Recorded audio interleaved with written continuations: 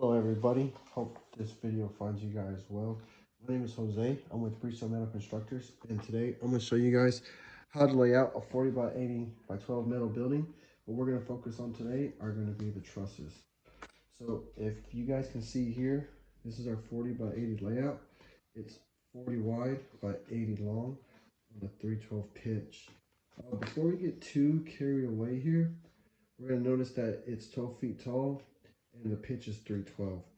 For some of you guys that don't know what a 312 pitch is, let me explain that to you guys real quick.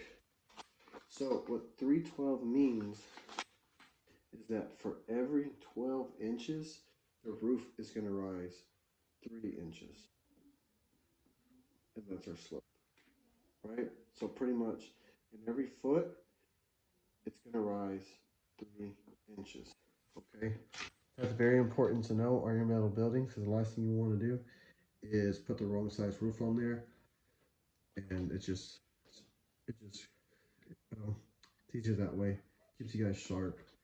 If you guys don't take anything from this video, just at least take this, that what a 3 on 12 pitch means. Okay, so here we got our columns. They're 20 foot spaced apart. You got 1, 2, 3, 4, 5 columns on each side.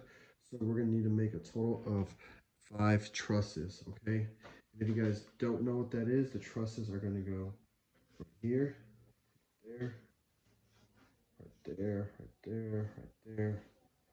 Okay, and we put these on so we can run our rafters going across here. I mean our joists coming across here. Remember, these are rafters and these are joists. Okay, remember, the more you know, the better you are. Okay, so here's our column layout.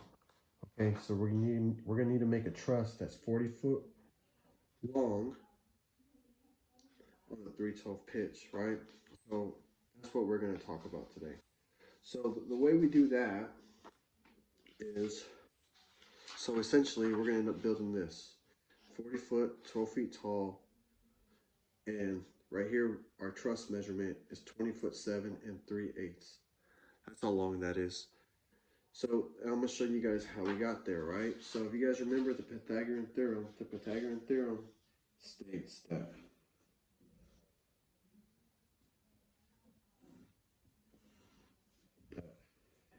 a squared plus b squared equals c squared. And this c squared ends up being this number right here.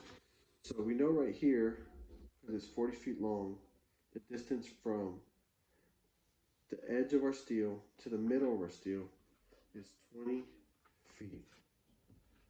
Okay, 20 feet. And then now we need a rise. So remember we did on a 312.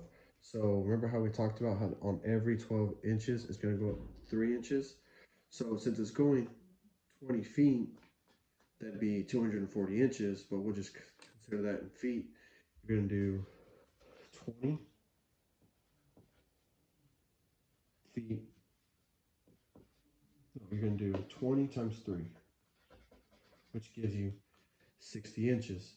60 inches, you can write it down. 20 times 3 inches equals 60 inches, which equals 5 foot. So from here, from our eave line, from the bottom of our eave to here is 5 feet. Let's write that down. 5 feet, okay? So we got 20 feet, 5 feet. Now we have enough information to put these down. So we're going to do a squared, which is 5 feet squared plus 20 feet squared equals c squared. Okay, so you got 25 plus 400 equals 425 feet squared, right?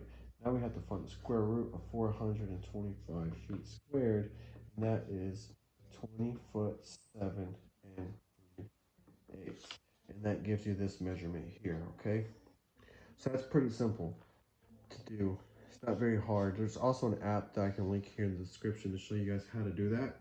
And it's not very hard. What you can do for some of you guys that are fairly new to this, or maybe you're new to this, but you're just trying to get a little better. What you can do is just make up scenarios in your head. Maybe put a 412 on here, and then just do the math and check your math. That way, whenever you go on a job and you do this in front of a client, you look very sharp in how to. You look very sharp. And the sharper you are, the better you look in front of them. The better you look in front of them, the less questions they ask. You know, because you're putting them more at ease. You seem like the expert, and that just goes on to give you bigger and better jobs, right? So now we got 20 foot 7 3/8, right? But you can't just cut your steel 20 foot 7 3/8. If you notice here, they're kind of, this is not a straight cut, and that is not a straight cut. So what we're gonna do next is we're gonna lay out exactly how to build these. Okay, so we know it's 20 foot 7 3/8, right? So let's pretend this is our stick of 8-inch I-beam, right? So what we're gonna do here is we have to put a 3 on 12 cut on the back side and also on the front side, right? Because we need to be able to make this. And if you put a square cut on either side, whenever you join them, let me show you this one. If you were to put a square cut on either side, it wouldn't match up. This wouldn't be level. So you need to put the cut on this back side, so that way when you pick this up, when you pick this up, it'll be level like that, right?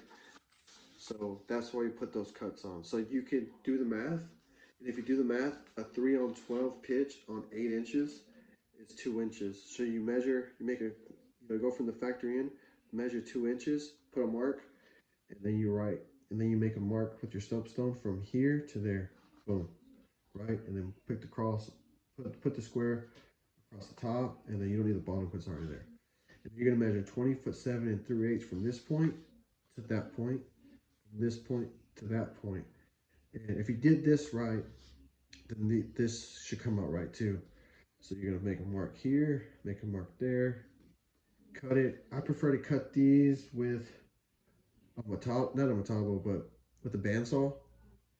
I don't like to cut them with a torch, because if you cut them with a torch, it makes a lot of mess, and then you have to grind it, and it's just a lot easier. It might take a little longer, but it's a lot easier in my perspective to get it. That way, a lot of times when you make cuts, they come out a little wavy, right? Because you shake. Or if you're really good, I've seen some guys that are really good, and they just they cut them with the torch, a nice straight cut. I'm a little I just prefer to cut it with the grinder. I mean, not the grinder, the bandsaw. Okay, so what you're gonna do is we're gonna need 2 of them, right? We're gonna need one on this side and one on this side, and we're gonna need to join them in the middle. Okay, so what you do is you do this twice, right? One for this side, one for that side. All right, and here we got the steps to build them in place. So step 1, you're gonna level out both sides of the truss. You're gonna put this on jack stands. Put this on jack stands, this on jack stands, and get them pretty close. It might take a little fighting for the first one, because it's going to be kind of hard to put the jack stands in a manner. So, to give you that perfect cut. So I usually put 3 jack stands. I'll put one in the front, one in the middle, one on the end. One in the front, one in the middle, one on the end. You need a total of 6 jack stands. Okay, and you're gonna level them out. You're gonna level them out this way. Make sure that it's not. You're gonna make sure that the piece of metal isn't looking down or isn't looking up. You want it nice and straight. If you have a flat piece of concrete, it's actually better if you do it on concrete. But just know that you're gonna make a little bit of a mess. You might scratch it up. So if you don't want to go through the trouble of having to go back and clean all that up, then I recommend just put it on jack stands or something flat. So you're gonna level this out first, and then you're gonna put a level. You're gonna level this out too, right? You're gonna make sure that isn't twisted, because they do seem to twist. I mean, you can kind of see it right here when you line them up, but I always like to put a level here, just level here, level here, level here, level there. Right? Do the same thing for both sides, okay? And then what you're gonna do is you're gonna tack this top. Okay, and then once you tack the top, you're gonna measure from here. Once you tack the top, you're gonna go from here to here, and make sure that you have 40 feet. Remember, we need 40 feet from outside to outside. Just because this thing is closed doesn't mean it's right. It might need to open. It might need to open a little more. Might need to open a little more, or it might need to close a little more. Just depending, because sometimes these cuts don't come out too perfect. So that's why I found it better for me if I'm able to cut this with the bandsaw. I feel like this is a tighter fit, a nice tighter fit than the than with the torch. Because with the torch, remember you got that kerf. If you guys don't know what a kerf is the measurement that the torch gives off itself, right? Because your torch you cut off like that, and this space right here is called the kerf. It's just the distance that you cut off because you have a torch there. It's not a laser. You're gonna lose a little bit. So you're gonna go right here to right here, and you're gonna make sure that you have 40 feet. Try to get these pretty close, because the last thing you want to do is be off. This is like the most important step, making sure that you have 40 feet right there. If you have to, grind on one of these sides to get you that 40 feet, then that is what you have to do. If you have to take a big gap to fill it in, then that's what you have to do. But you have to make sure that this is 40 feet from here to there. Okay, and then once you get that, you're gonna go ahead and tack the bottom. Okay, and then once you tack the bottom, then everything should have been plumb and level and square. Square meaning that we have 40 feet from here to here. And then once you get that done, you're gonna go ahead and weld it out. You're gonna weld this seam out. Weld this seam out right here.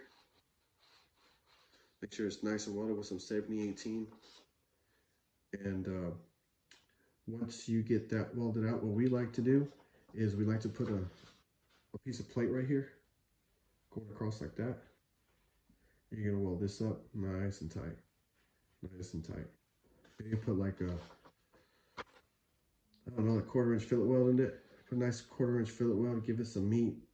Everything should be fine, should be welded here and here, but it just kind of helps sturdy up that weld because you are picking up 40 feet with only an 8-inch weld. So if you're able to give it some more strength with this base plate and you have the time and you want the peace of mind, then I would go ahead and do that.